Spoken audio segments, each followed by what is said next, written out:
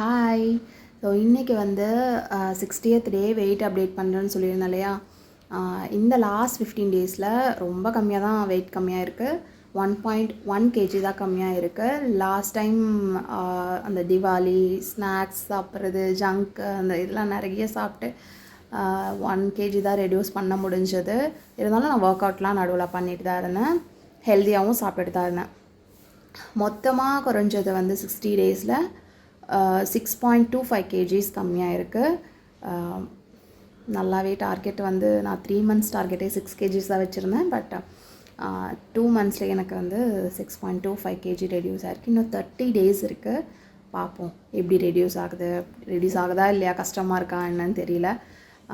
Work அவுட்டும் டயட்டும் continue பண்ணிகிட்டே இருந்தால் பார்ப்போம்.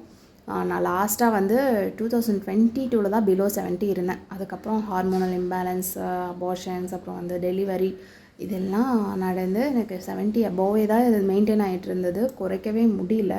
இப்போது வந்து நான் பிலோ 70 வந்திருக்கேன். ரொம்ப ரொம்ப ஹாப்பியாக இருக்குது. பழைய ட்ரெஸ் எல்லாம் போடுறப்போ நானா அப்படிங்கிற மாதிரி இருக்குது. ஸோ லெட்ஸ் see, இன்னும் 30 days இருக்குது.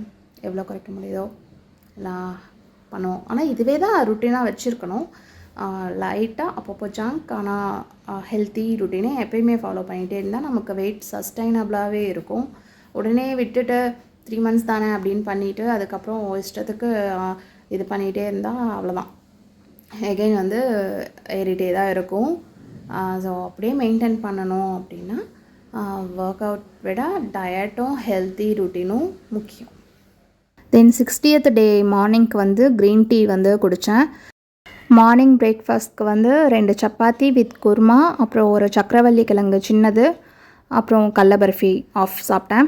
பிரேக்ஃபாஸ்ட் சாப்பிட்டு கொஞ்சம் நேரத்துக்கு அப்புறம் இளநீர் ஒரு டம்ளர் குடித்தேன். தென் யூஸ்வலாக குடிக்கிற 12 o'clock மேலே ஒரு cup tea with light sugar.